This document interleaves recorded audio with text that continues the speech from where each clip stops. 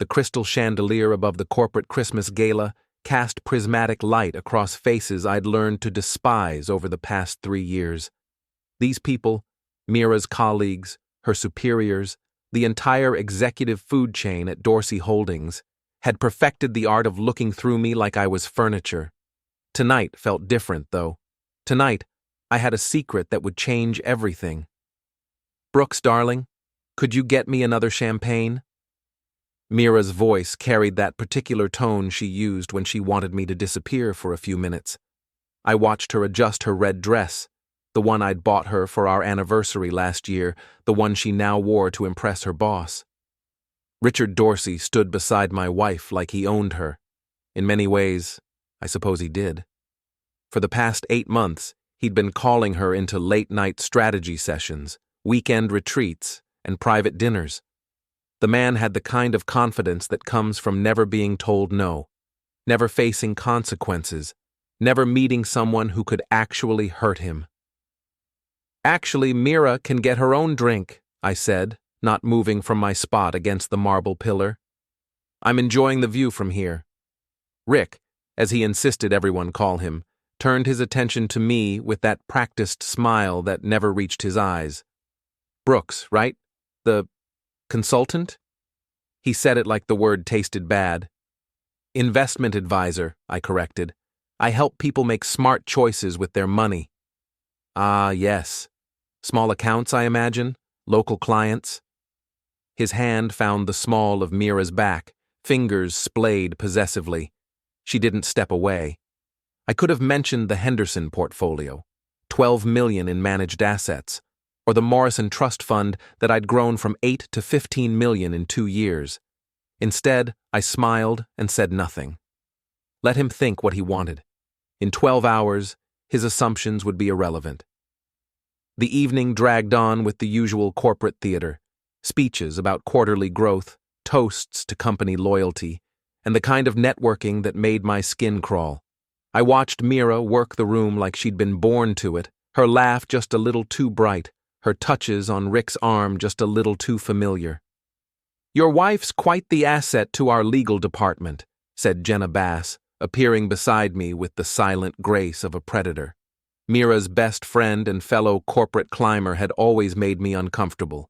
Something about the way she watched everything, cataloged every interaction, filed away every weakness for future use. "She's talented," I agreed. "Rick certainly thinks so.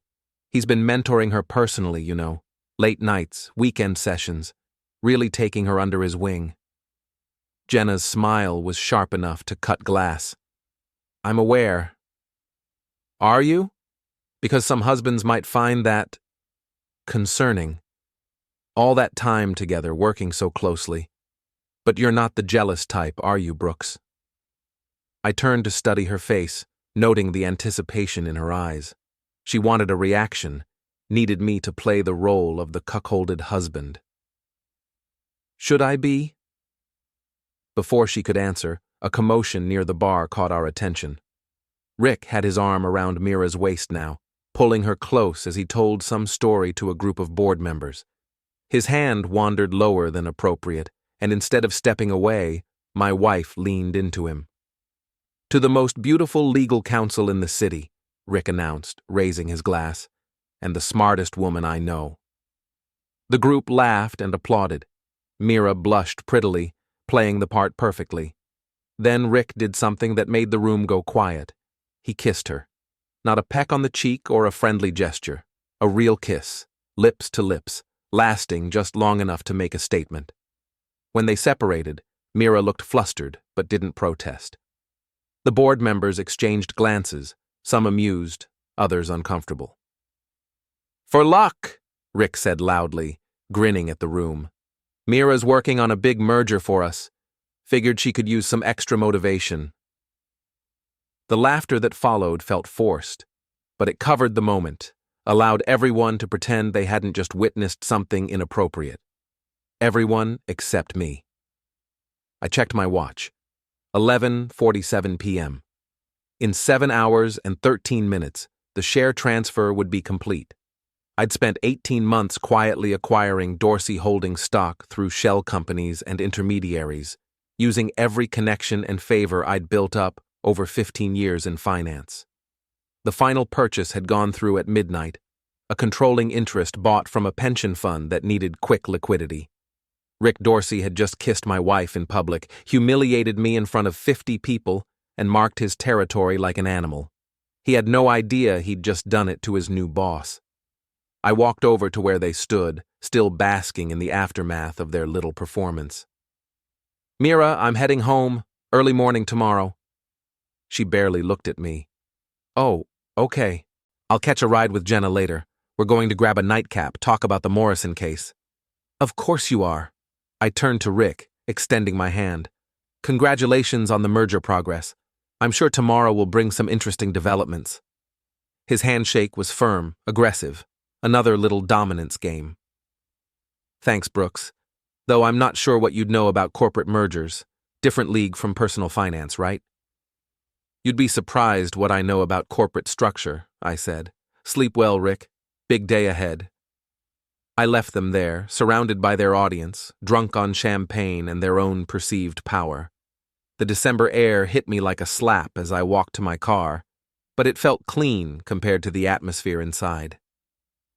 The drive home took 20 minutes through empty streets decorated with Christmas lights. Our house, the house Mira had insisted we buy in the prestigious Elm Ridge neighborhood, looked cold and unwelcoming. Too big, too expensive, too much like the life she thought she deserved. I poured myself 3 fingers of bourbon and sat in my home office, staring at the encrypted folder on my computer screen.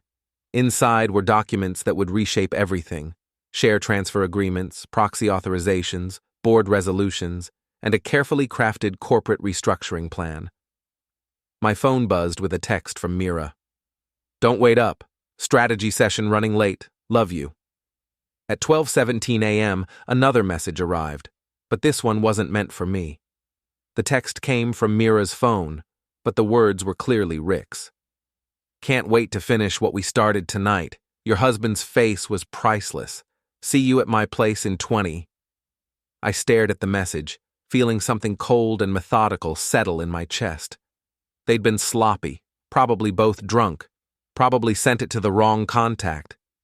Or maybe Rick had done it on purpose, wanting to twist the knife a little deeper. Either way, they just handed me the perfect motivation for what came next. I opened the encrypted folder and began reviewing my plans. By morning, Rick Dorsey would learn what happened when you humiliated the wrong person. By morning, Mira would discover that her husband wasn't the weak, irrelevant man she thought she'd married. By morning, the show would begin. I woke at 5:30 a.m. to an empty bed and the smell of my own determination. Mira's side hadn't been slept in, which meant she'd spent the night at Rick's penthouse apartment.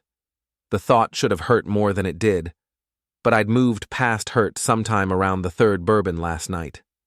The coffee maker gurgled to life as I reviewed my timeline. The share transfer had completed at midnight, making me the majority owner of Dorsey Holdings.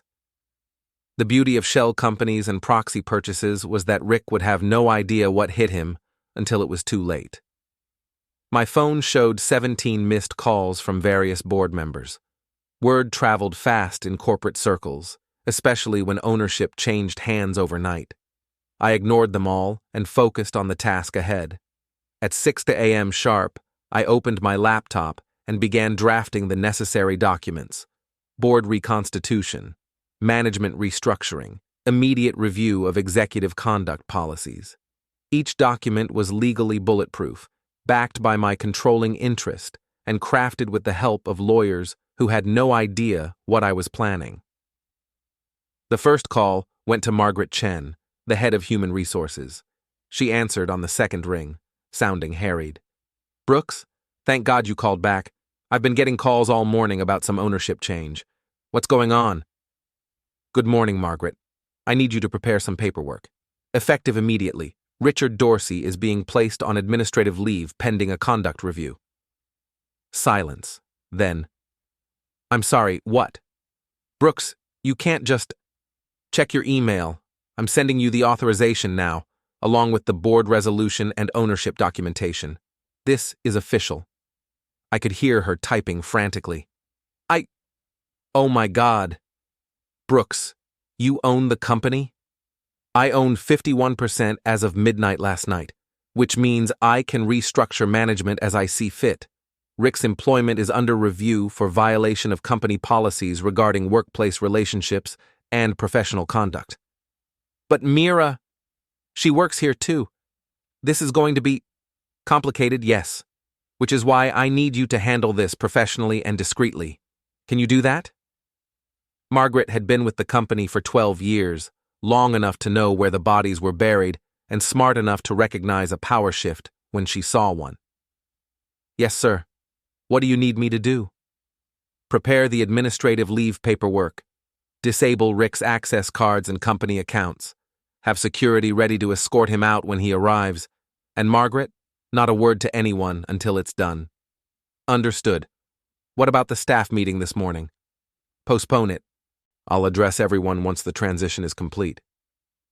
The next call went to Jim Morrison, the head of IT security. Jim owed me a favor from when I'd helped him restructure his retirement portfolio, and I was about to collect. Brooks? Man, what's this I'm hearing about ownership changes? It's true, Jim. I need you to do something for me. Disable all of Rick Dorsey's system access immediately. Email, files, everything. And I need you to pull the access logs for the executive floor for the past 6 months. The access logs? Why would you need those? Let's just say I'm conducting a thorough review of executive behavior. Can you have those ready by 9 a.m.? Sure, but Brooks, this is going to cause a lot of drama. Rick's not going to take this lying down. I'm counting on it. By 7:30, the pieces were in motion. Margaret had prepared the paperwork, Jim had locked down Rick's access, and I'd sent carefully worded messages to key board members requesting an emergency meeting for later that morning. I showered, put on my best suit, the charcoal gray one Mira always said made me look dangerous, and drove to the Dorsey Holdings building. The 40-story glass tower had always intimidated me before, a monument to the kind of corporate power I'd never thought I'd wield. Today, it felt different. Today, it was mine. The lobby was buzzing with nervous energy. Employees clustered in small groups, whispering about rumors of ownership changes and management shakeups. I walked through them like I owned the place, because I did. The elevator ride to the 40th floor felt like ascending to my throne. Margaret met me at the executive reception area, looking pale but determined. Everything's ready, she said quietly. Security is standing by, and I've prepared a statement for the staff. Good. What time does Rick usually arrive? Between 8:30 and 9. He likes to make an entrance. Perfect. I'll be in the boardroom reviewing files. Let me know when he gets here. I spent the next hour familiarizing myself with executive schedules, recent decisions, and the company's current projects. Rick had been running Dorsey Holdings like his personal kingdom, making unilateral decisions and treating the board like a rubber stamp. That was about to change. At 8:47, Margaret's voice came through the intercom. He's here. I watched through the boardroom's glass walls as Rick strode through the executive floor like he owned it. He was wearing the same tuxedo from last night, slightly wrinkled, his hair still messy from whatever he and my wife had been doing. The sight filled me with cold satisfaction. He reached his office door and swiped his access card. Nothing happened. He tried again, frowning. Then again, his confusion turning to irritation. "Margaret," he called out, "my card's not working." She appeared with 2 security guards, looking appropriately apologetic. "Mr. Dorsey, I need to speak with you privately." "What's this about? And why are there security guards here?" "Sir, you're being placed on administrative leave effective immediately, pending a review of your conduct and employment status." The color drained from Rick's face. "What? That's ridiculous! Who authorized this?" "I did." I stepped out of the boardroom, enjoying the moment of recognition that flashed across his features. Rick Dorsey, the man who'd humiliated me 12 hours ago, stared at me like he was seeing a ghost. "Brooks? What the hell is going on here?" "What's going on, Rick, is that you work for me now. Or rather, you worked for me. Past tense. That's impossible. I own this company. My family built this company. I handed him a folder containing copies of the ownership transfer documents.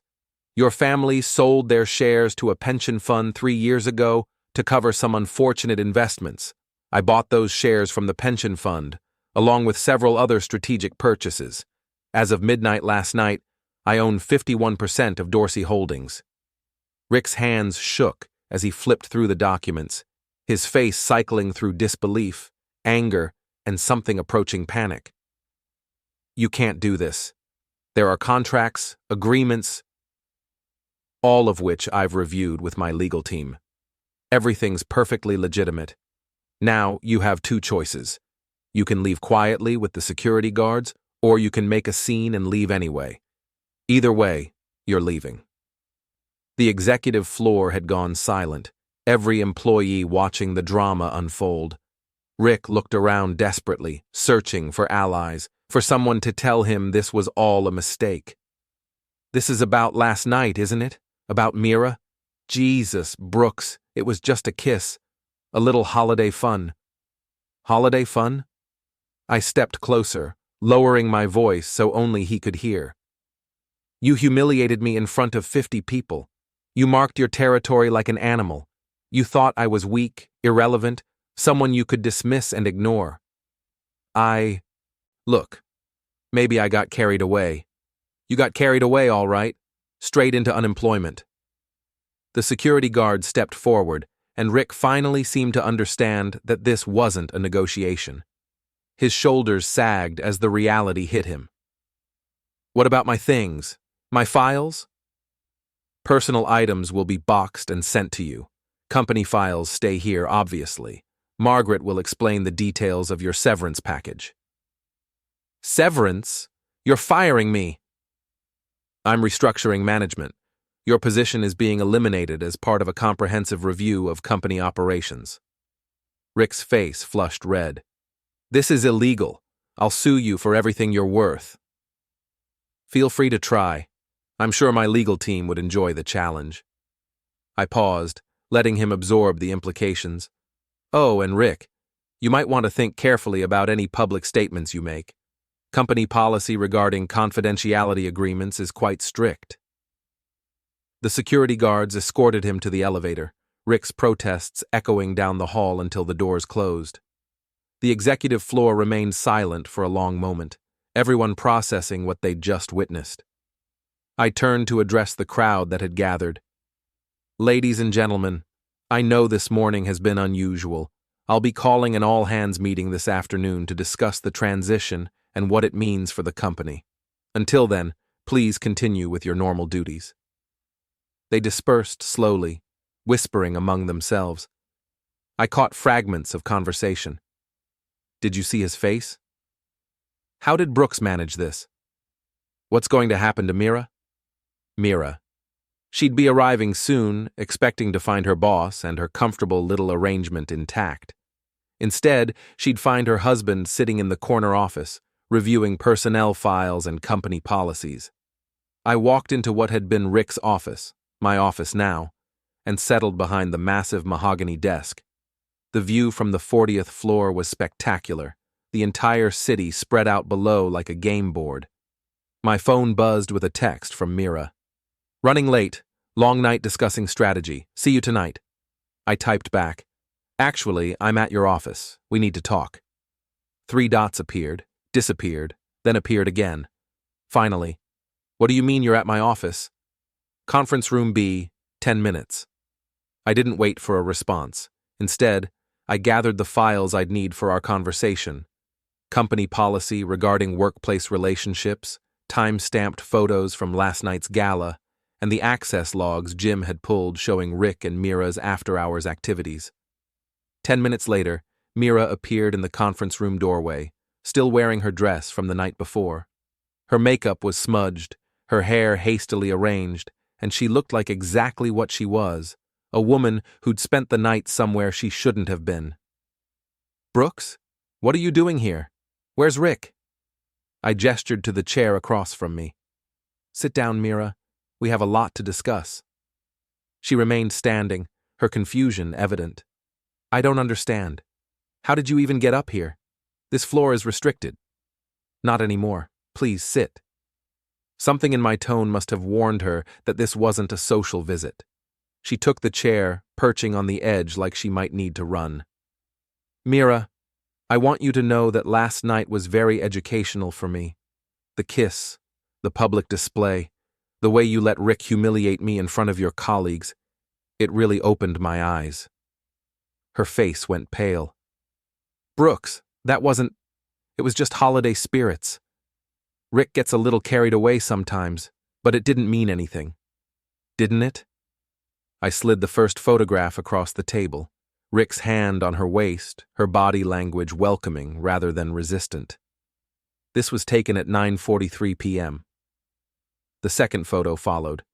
The kiss, captured in perfect detail by the event photographer. This was at 10:17 p.m. Brooks, please let me explain. The third item was her phone, displaying the misdirected text from Rick.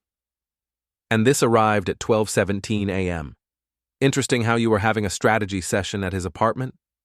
Mira stared at the evidence, her explanations faltering before she could voice them. How did you get my phone? You left it in my car when I dropped you off at your office this morning. Funny thing about modern phones, they keep receiving messages even when you forget them. I wasn't. She stopped, realizing that denial was pointless. Mira, I want you to understand something very clearly. As of midnight last night, I own this company. Rick Dorsey is no longer your boss. In fact, Rick Dorsey is no longer employed here at all. She blinked, processing the information. That's impossible. Is it? I've been planning this acquisition for 18 months. Every late night you spent with Rick, every weekend retreat, every private dinner, you were giving me information about company operations, financial status, strategic plans. Pillow talk is remarkably useful for due diligence. The realization hit her like a physical blow. You used me. You used yourself, Mira. I just paid attention. I opened the company policy manual to a marked page. Section 4.7. Romantic or intimate relationships between employees and management are strictly prohibited and constitute grounds for immediate termination. You can't fire me. I'm your wife. Actually, that makes it worse. Conflict of interest, potential for favoritism, appearance of impropriety. The board would insist on your removal even if I wanted to keep you. Mira's composure finally cracked. This is insane. You're destroying my career over a stupid kiss. I'm enforcing company policy. Your career destroyed itself the moment you decided that sleeping with your boss was more appealing than respecting your marriage. She stood abruptly, knocking her chair backward. I want a lawyer. I want to talk to HR. This is harassment. Margaret Chen is preparing your termination paperwork as we speak. You're welcome to consult with legal counsel, but I think you'll find that everything I've done is perfectly within my rights as majority owner. The board will never stand for this. They'll fight you. The board serves at the pleasure of the shareholders. I am the shareholders now. I stood as well, walking around the table to face her. Mira, you have a choice to make. You can accept your termination gracefully, take your severance package, and we can discuss our marriage privately. Or you can make this ugly, drag it through the courts, and watch me destroy what's left of your reputation in this city. You're not the man I married, she whispered. No, I'm not. The man you married would have accepted your betrayal, would have pretended not to see what was happening, would have let you and Rick continue your little game indefinitely. I moved closer, close enough to smell Rick's cologne still clinging to her clothes. But that man died last night when you let another man kiss you in public. What you're looking at now is someone who learned a very important lesson about power. Mira backed toward the door, tears starting to flow. I need time to think. You have until end of business today to clean out your office. Security will escort you out then, whether you're ready or not. She fled the conference room, leaving me alone with the satisfaction of a plan perfectly executed. Through the glass walls, I watched her rush toward the elevator, her career and her comfortable assumptions crumbling around her. I returned to my new office and began reviewing the company's organizational chart. Rick's removal was just the beginning. There were other changes to make, other people who needed to understand that Dorsey Holdings had new management. My phone rang, Margaret from HR. "Brooks, Mira just came to see me. She's upset." "I imagine she is. Did she threaten legal action?" "Among other things. She also asked if there was any way to appeal your decision."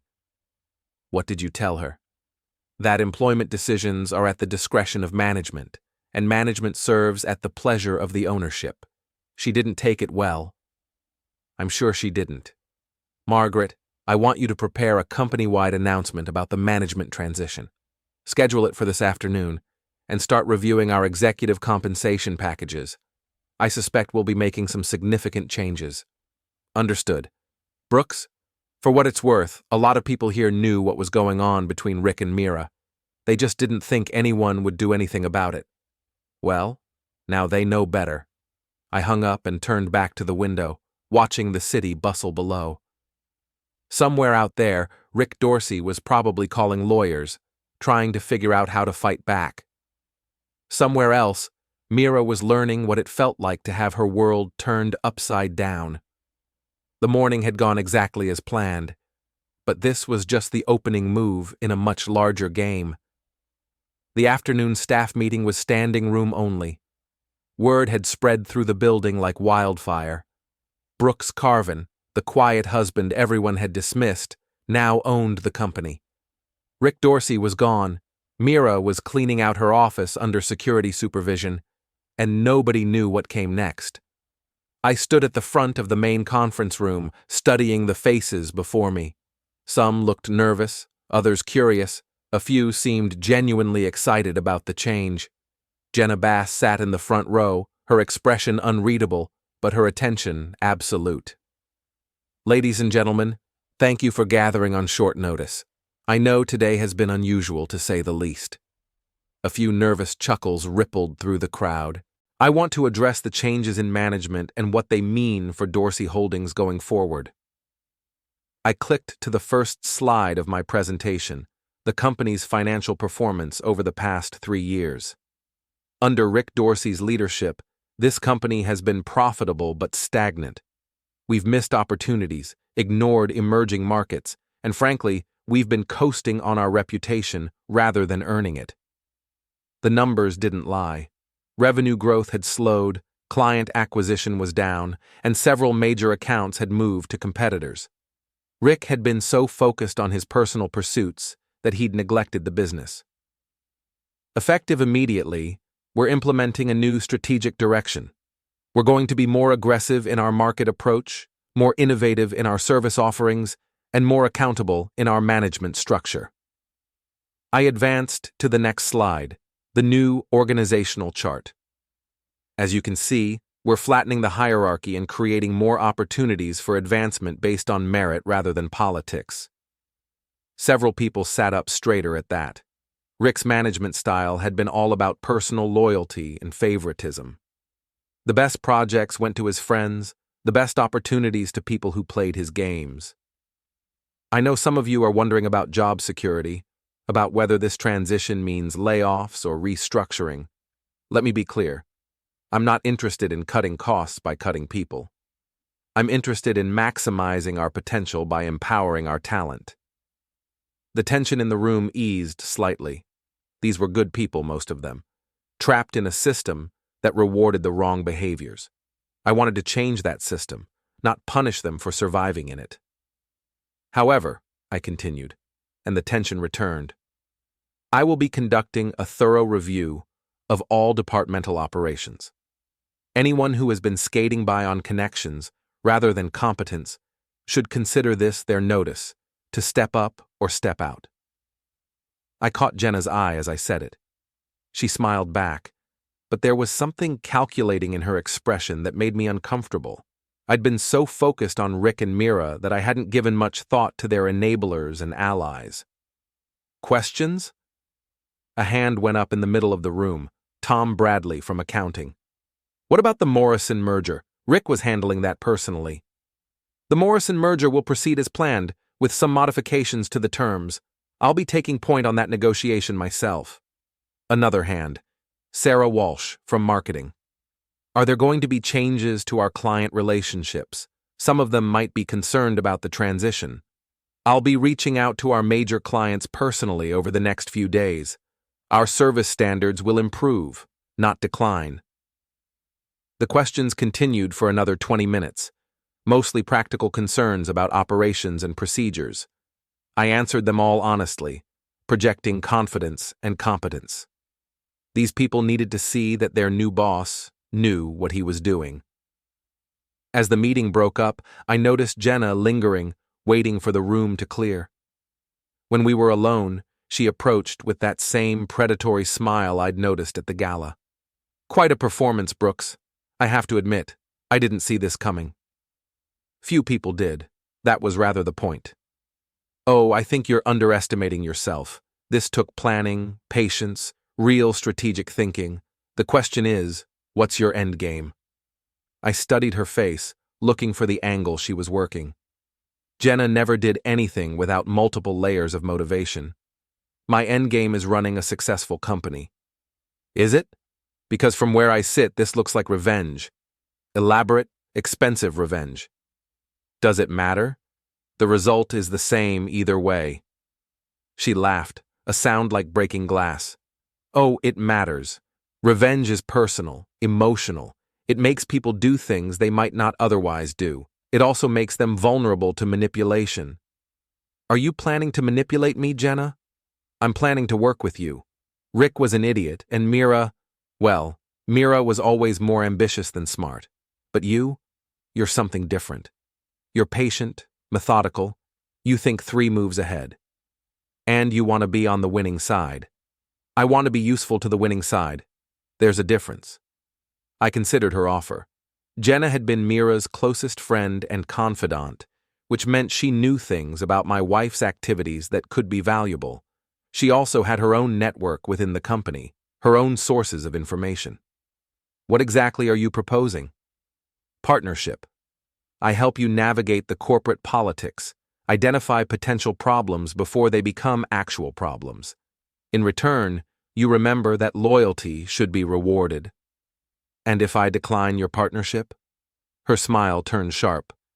Then you'll learn that I know where a lot of bodies are buried in this company. Rick wasn't the only one with secrets. There it was. The threat wrapped in an offer of alliance. Jenna was positioning herself as either my most valuable asset or my most dangerous enemy. I'll consider your proposal, I said finally. In the meantime, I suggest you focus on your actual job responsibilities. Of course, but Brooks, you should know that Mira called me this afternoon. She's not handling the transition well. I imagine she isn't. She's talking about fighting back. Lawyers, wrongful termination suits, maybe even going to the press about hostile workplace conditions. I felt a cold spike of irritation. Mira was supposed to be smart enough to recognize when she'd lost. What did you tell her? That she should think very carefully before making this uglier than it already is, that you hold all the cards now, and public battles rarely end well for the weaker party. Good advice. I thought so. I also told her that her best option might be to negotiate privately with you, work out some kind of arrangement that protects both your interests. What kind of arrangement? That depends on what you want, doesn't it? Do you want her destroyed, or do you want her controlled? The question hung in the air between us. Jenna was probing, trying to understand my motivations so she could position herself accordingly. The smart play was to keep her guessing. I want her to understand that actions have consequences, I said. Beyond that, we'll see. Jenna nodded, as if I'd revealed something significant. Well, if you need someone to facilitate those negotiations, I'm available. Mira trusts me, and I understand your position. I'll keep that in mind. She left me alone in the conference room, and I spent a few minutes thinking about her offer. Jenna was dangerous precisely because she was useful. She had information I needed and connections I could exploit, but she also had her own agenda. My phone buzzed with a text from an unknown number. We need to talk. This isn't over. Rick. I stared at the message, feeling a mixture of amusement and anticipation. Rick was exactly the type to make threats when he should be making peace. His pride wouldn't let him accept defeat gracefully. I typed back, "My office. Tomorrow at 10 a.m. Come alone." The response was immediate. "Go to hell. Your choice, but if you want any chance of salvaging something from this situation, that's your window. After tomorrow, all communication goes through lawyers." 3 dots appeared and disappeared several times. Finally, "Fine, but this conversation is being recorded." Wouldn't have it any other way. I pocketed the phone and headed back to my office. Through the glass walls, I could see Mira at her desk, packing personal items into a cardboard box. Her movements were sharp, angry, each item thrown in with more force than necessary.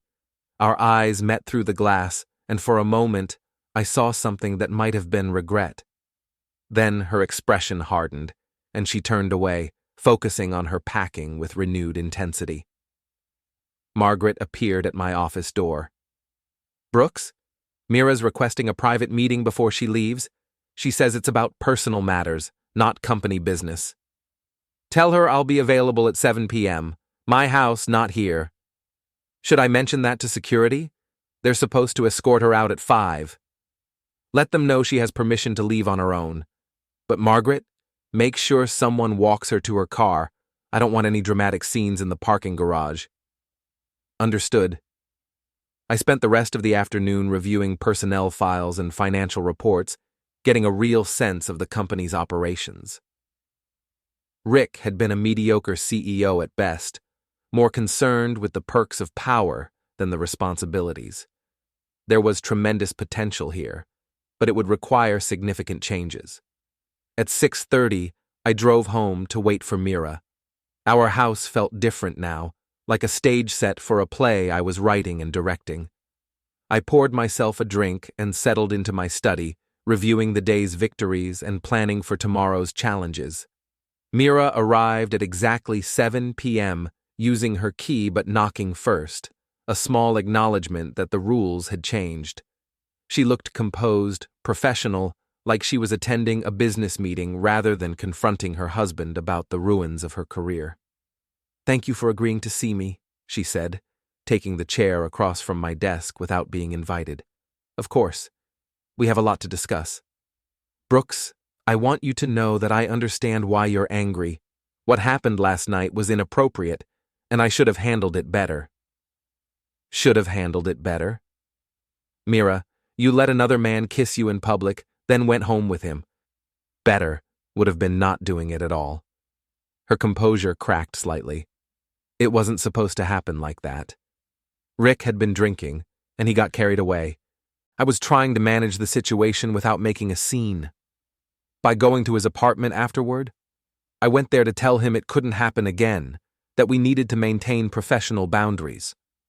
I laughed, a sound without humor. "Professional boundaries. Is that what you call it when you spend the night at your boss's apartment?" I didn't spend the night. I was there for maybe an hour, trying to make him understand that things had gone too far. "Mira, please, don't insult my intelligence. I know what happened, when it happened, and how long it's been happening. The only question now is what we do about it." She leaned forward, her voice dropping to the intimate tone she'd once used to get her way with me. "Brooks, I made a mistake, a terrible mistake. But it's over now, and we can move past this." "Can we? Because from where I sit, it looks like you made a calculated decision to advance your career through your relationship with Rick. The only mistake was getting caught." "That's not true." "Isn't it? How many late nights, Mira? How many weekend retreats, private dinners, strategy sessions? How long have you been playing me for a fool?" Tears started flowing, but I couldn't tell if they were genuine or performed. 6 months, she whispered. "It started 6 months ago." "What started 6 months ago?" The relationship with Rick. It wasn't supposed to be serious. It was just, he was offering me opportunities, mentorship, and you were always so distant, so focused on your own work. So, this is my fault? No, that's not what I meant. I felt lonely, and Rick made me feel important, valued. Important enough to betray your marriage. I never meant for it to go this far. I thought I could control it, manage both relationships without anyone getting hurt. I stood and walked to the window, looking out at the neighborhood where we'd built our life together. Mira, do you understand what you've lost today? Not just your job, but your reputation, your future in this industry? I know, but Brooks, we can fix this. You own the company now. You can rehire me. Give me another chance. Why would I do that? Because you love me. Because we have 7 years together. Because this was a mistake, not a pattern. I turned back to face her, studying the woman I'd married, trying to find some trace of the person I'd fallen in love with. Mira, I did love you. Past tense. The woman I loved wouldn't have done what you did. She wouldn't have humiliated me publicly, wouldn't have chosen her career over her marriage, wouldn't have lied to my face for 6 months. People make mistakes, Brooks, even big ones. That doesn't mean we have to throw away everything we built together. You threw it away the first time you went to Rick's apartment. I'm just acknowledging reality. She stood abruptly, anger replacing the tears. So that's it? You destroy my career and end our marriage because of one mistake? One mistake? Mira, this wasn't a moment of weakness or a lapse in judgment. This was a sustained deception, a calculated betrayal. You made choices every day for 6 months to prioritize Rick over me. And you made the choice to buy my company and humiliate me in front of everyone I work with. I made the choice to stop being a victim. The words hung between us like a challenge. Mira stared at me, perhaps seeing me clearly for the first time in years. What happens now? She asked quietly. Now you decide what kind of person you want to be going forward. You can accept responsibility for your choices and try to rebuild your life with some dignity intact. Or you can keep fighting, keep making threats, and watch me demonstrate just how thoroughly I can destroy what's left of your reputation. You're threatening me? I'm explaining the situation. You have very little leverage here, Mira. Your best option is to take whatever settlement I'm willing to offer and disappear quietly. And if I don't? Then you'll discover that I'm much better at this game than you thought. She gathered her purse and coat, moving toward the door with the careful dignity of someone trying not to show how badly they'd been beaten. I'll need some time to think about your offer. You have until tomorrow at noon. After that, the terms become significantly less generous. She paused at the door, looking back one last time. The man I married would never have done this. The woman I married would never have given me reason to. After she left, I poured another drink and sat in the silence of my empty house. Tomorrow would bring Rick's confrontation, more corporate maneuvering, and probably another round of threats and negotiations. But tonight, for the first time in months, I felt like myself again. Not the dismissed husband, not the irrelevant outsider, but the man who'd built a successful business from nothing, who'd outmaneuvered opponents much smarter than Rick Dorsey. Tomorrow, the real game would begin. Rick arrived at my office the next morning looking like he'd spent the night planning my destruction. His suit was impeccable, his confidence restored, and he carried himself like a man who'd found his angle of attack. I almost felt sorry for him. Brooks, he said, settling into the chair across from my desk without invitation. I have to admit, you surprised me yesterday. I didn't think you had it in you. People underestimate me frequently. It's become something of an advantage. I'm sure it has. But here's the thing. What you did yesterday was impressive, but it was also illegal. Hostile takeover based on insider information, wrongful termination, abuse of corporate power. My lawyers are very excited about the case you've handed them. I leaned back in my chair, studying his face. Rick was bluffing, but he was doing it well. Illegal how, exactly? You used information obtained through your marriage to Mira to engineer this takeover. That's a clear violation of securities law. You also terminated my employment without cause and without following proper procedures. Interesting theory. Let me offer you an alternative interpretation. I opened a folder on my desk.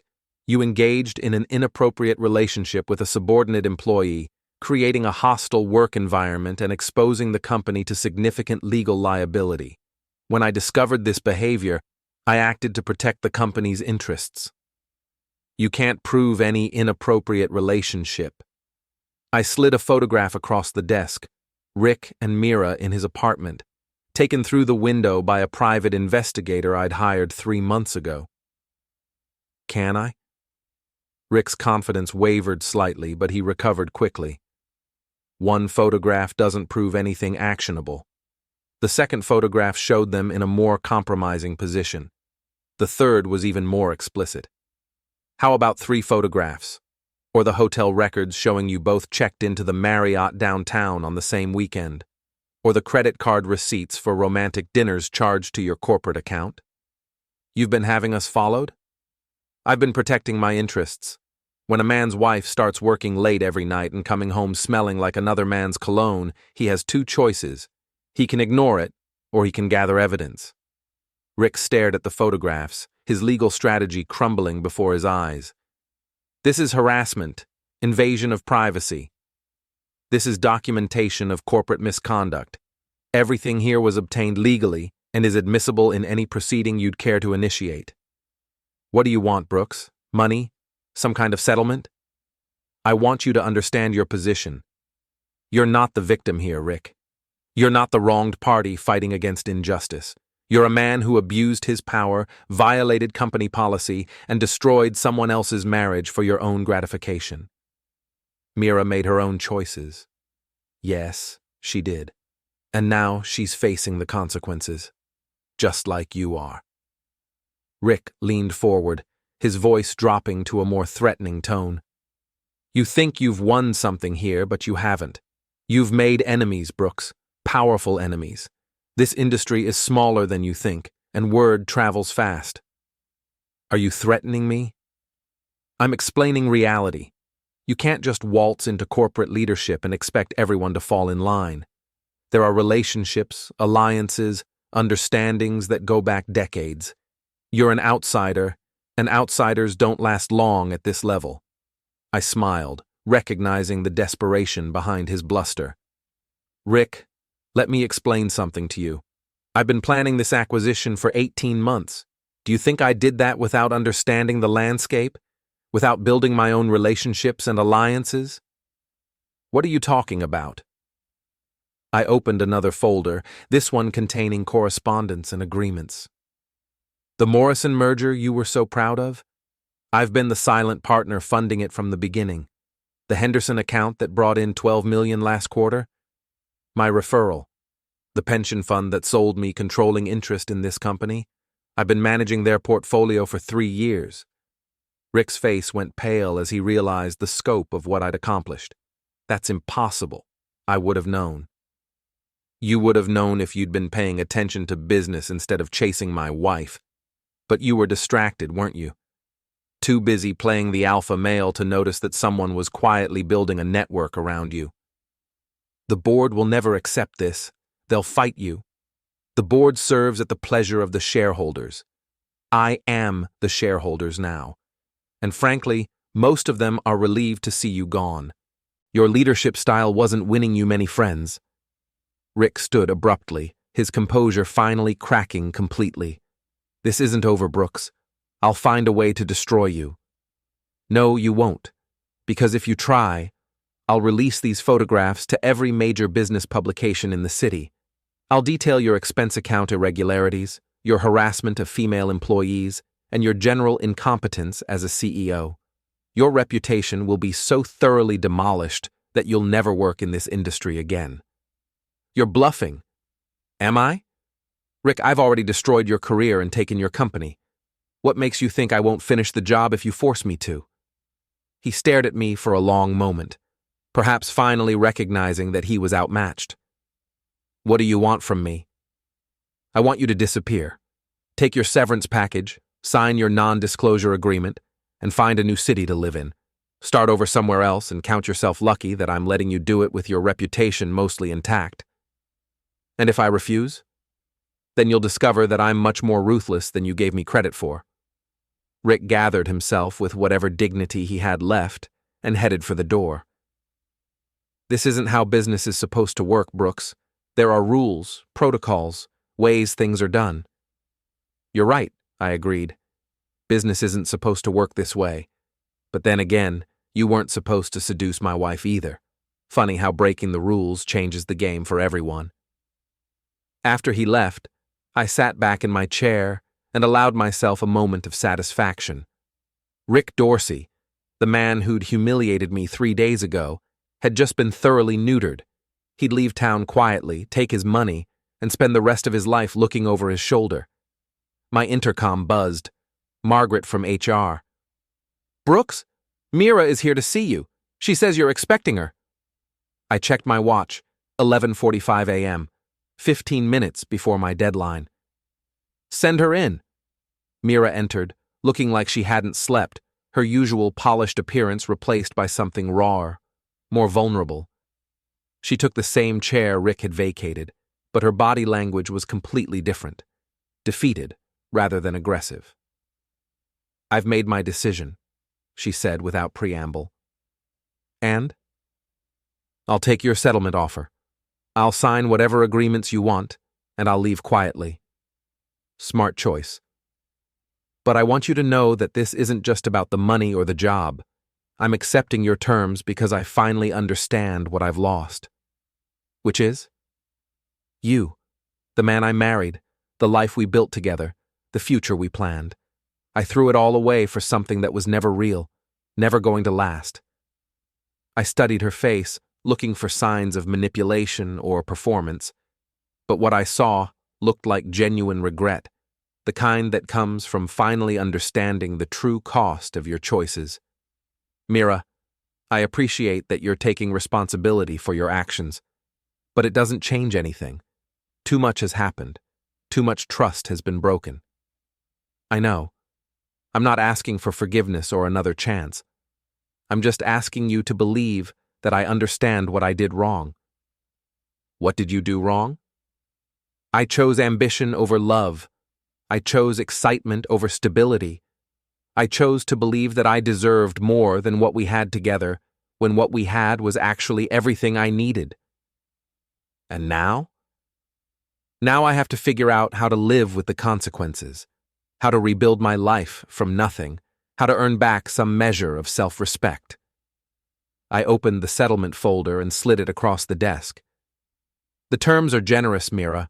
More generous than you deserve, probably, but I'm not interested in destroying you completely. She reviewed the documents quickly, her legal training allowing her to understand the implications immediately. This is fair, more than fair. There are conditions, of course, non-disclosure agreements, non-compete clauses, and a morality clause that applies to any public statements about our marriage or the company. I understand. Do you? Because if you violate any of these terms, if you talk to the press or try to damage my reputation, the consequences will be severe. I won't. I just want to put this behind me and start over somewhere else. She signed each document carefully, her signature marking the end of our marriage and her career at Dorsey Holdings. When she finished, she sat back and looked at me with something that might have been curiosity. Can I ask you something? When did you stop loving me? The question caught me off guard, forcing me to examine emotions I'd been avoiding. I don't think I stopped loving you, Mira. I think I stopped loving who you became. When I started the affair? Before that.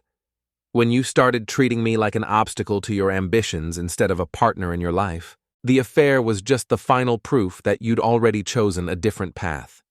She nodded, tears starting to flow again. I used to be proud of you, you know. Your integrity, your loyalty, the way you built your business through hard work instead of politics. Somewhere along the way, I started seeing those qualities as weaknesses instead of strengths. And now? Now I see them as the reasons I fell in love with you in the first place, and the reasons I was never worthy of you. She gathered her purse and the settlement documents, preparing to leave my life forever. At the door, she paused one last time. Brooks, I know this doesn't matter now, but I want you to know that Rick meant nothing to me. He was a mistake, a terrible error in judgment.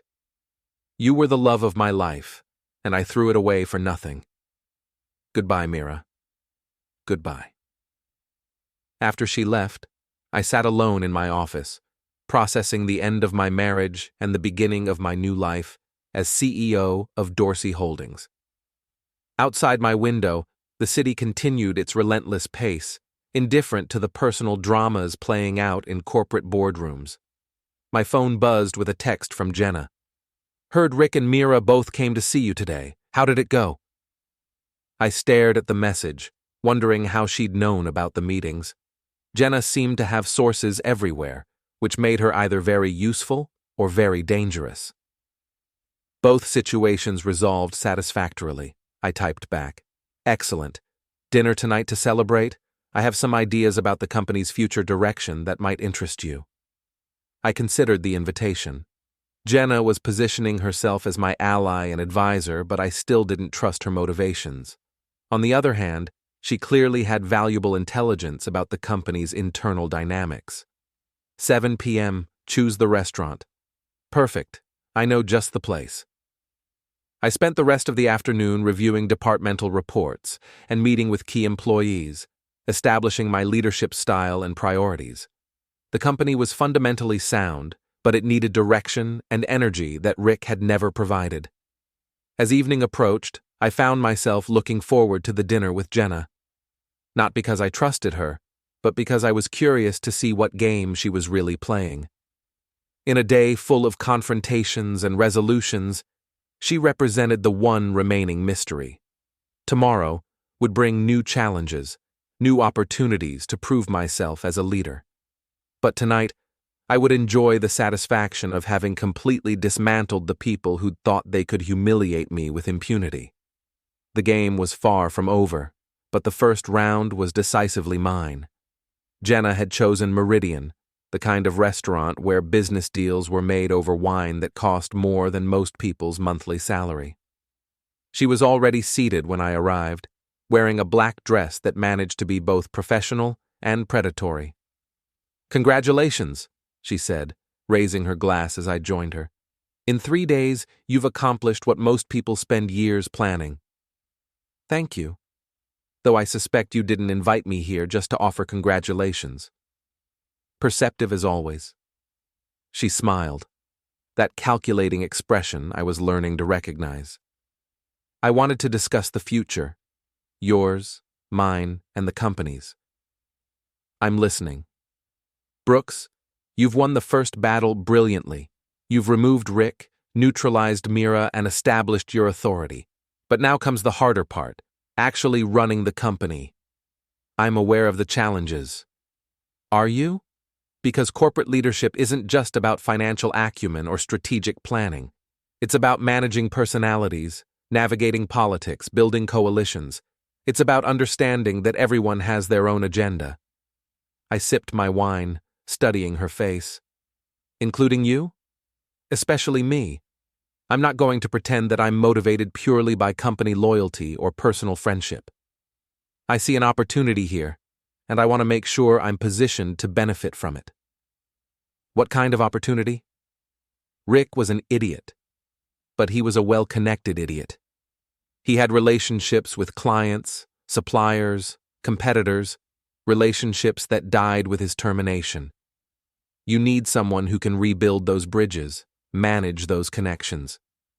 And you can do that? I can do that better than anyone else in the company. I know where the leverage points are, who owes favors to whom, which clients are vulnerable to poaching by competitors. The waiter appeared to take our order, giving me time to consider Jenna's proposition. She was offering herself as a political operator, someone who could handle the aspects of corporate leadership that required finesse rather than force. What would you want in return? I asked once we were alone again. Vice President of Strategic Development, a seat on the board when you expand it, and a partnership in whatever comes next. What comes next? Brooks, Dorsey Holdings is just the beginning. You've proven you can acquire and control a mid-sized firm, but there are bigger opportunities out there. Companies that are vulnerable, markets that are shifting, entire industries that are ripe for consolidation. You're talking about building an empire. I'm talking about recognizing that you have a rare combination of patience, intelligence, and ruthlessness. Those qualities shouldn't be wasted on running a single company. Our appetizers arrived, and we ate in contemplative silence. Jenna was painting a picture of a future I hadn't fully considered, using Dorsey Holdings as a platform for larger acquisitions, building a corporate empire through the same methods I'd used to take down Rick. "There's something else we need to discuss," Jenna said eventually. "Rick and Mira weren't operating in isolation. They had allies, people who benefited from the old system, and won't be happy about the changes you're implementing." "Such as?" "David Chen in business development has been skimming commission on client referrals. Lisa Morrison in marketing has been inflating her expense reports for years. And don't get me started on the procurement irregularities in facilities management." "You have evidence of these activities?" "I have enough to raise serious questions. The question is whether you want to clean house gradually or make a dramatic statement." I considered the options. Gradual reform would be less disruptive, but would allow potential enemies time to organize resistance.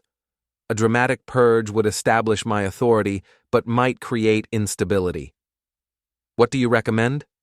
"Selective enforcement. Pick one or two of the worst offenders and make examples of them. Let the others know that you're aware of their activities, but willing to overlook past mistakes if they demonstrate loyalty going forward. Carrot and stick. Exactly. You get compliance without creating unnecessary enemies." Our main courses arrived, and the conversation shifted to more specific operational details. Jenna had clearly spent considerable time analyzing the company's weaknesses and developing strategies for addressing them. Her insights were valuable, but I remained cautious about her ultimate motivations. "Can I ask you something?" I said as we finished our meal. "Of course." "Why didn't you warn me about Rick and Mira? You obviously knew what was happening." Jenna's smile turned enigmatic. "Would you have believed me if I had? Would you have taken action based on second-hand information from someone you barely knew?" "Probably not." "Exactly. You needed to discover the truth for yourself, needed to be angry enough to do something about it. If I'd interfered earlier, you might have confronted Mira privately, worked out some kind of reconciliation. That wouldn't have served anyone's interests. Except Mira's. Mira made her choice. She chose Rick over you, ambition over loyalty. I simply allowed the consequences of that choice to play out naturally. You manipulated the situation. I observed the situation and positioned myself to benefit from the inevitable outcome. There's a difference." We finished dinner and moved to the bar for a final drink. The restaurant was emptying, leaving us with relative privacy to conclude our negotiations. "So," Jenna said, "do we have an agreement? Partnership in exchange for my expertise and connections?" "We have a trial arrangement. Vice President of Strategic Development, reporting directly to me. Your performance in that role will determine whether it becomes something more permanent." "Fair enough. When do I start?" "Tomorrow. I want a complete analysis of our client portfolio, identifying accounts that are at risk and opportunities for expansion. I also want your recommendations for the personnel issues we discussed." "You'll have both by the end of the week." We shook hands, sealing our alliance. As we prepared to leave, Jenna made one final observation. "Brooks, you should know that what you've accomplished this week has already become legend in certain circles. The quiet husband who destroyed his wife's boss and took over the company, that's the kind of story people remember. Is that good or bad? It's powerful. But power attracts attention, and attention brings challenges. you're going to find that success makes you a target for people who want what you have. I'll keep that in mind. The drive home gave me time to process the events of the past few days. I'd set out to punish Rick and Mira for their betrayal, but I'd ended up with something much larger: a company to run, an empire to build, and a reputation as someone who shouldn't be underestimated. My house felt empty when I arrived, the absence of Mira's presence both liberating and melancholy. I poured myself a drink and sat in my study, reviewing the corporate files I'd brought home.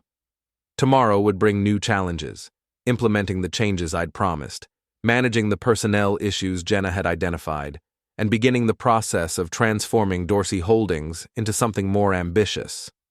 My phone buzzed with a text from an unknown number. "Impressive work this week. We should meet. A friend." I stared at the message, wondering who else had been watching my corporate maneuvering. Jenna was right about success attracting attention, but I hadn't expected it to happen so quickly. I typed back, "Who is this?" The response came immediately: "Someone who appreciates your methods and might have opportunities that would interest you. Tomorrow, 2 p.m., Central Park bench near the fountain." Why the secrecy? Because what I'm offering requires discretion. Come alone. I considered ignoring the message, dismissing it as some kind of prank or scam. But something about the tone suggested this was serious, that someone with real power had taken notice of my activities. "I'll be there." "Excellent. Look for a woman in a red coat reading the Financial Times." The conversation ended there, leaving me with more questions than answers. Who was this mysterious contact? What kind of opportunities required clandestine meetings in public parks? And why was I already planning to attend, despite every instinct telling me to be cautious? I finished my drink and headed to bed, my mind racing with possibilities. 3 days ago, I'd been a dismissed husband watching his wife betray him publicly. Now, I was the CEO of a major corporation, with mysterious allies offering unknown opportunities. The transformation was intoxicating, but Jenna's warning echoed in my thoughts. Power attracts attention, and attention brings challenges. Tomorrow, I would discover what kind of challenges success had brought to my door. The game was evolving, becoming something larger and more complex than simple revenge. I was no longer just Brooks Carvin, the wronged husband seeking justice. I was becoming someone else entirely, someone who thrived on the kind of corporate warfare that had destroyed Rick and Mira. The question was whether I was ready for what came next, or whether my success would ultimately consume me the way it had consumed so many others. But as I drifted off to sleep, I found that I was looking forward to finding out. The quiet husband had become a predator, and predators were always hungry for the next hunt.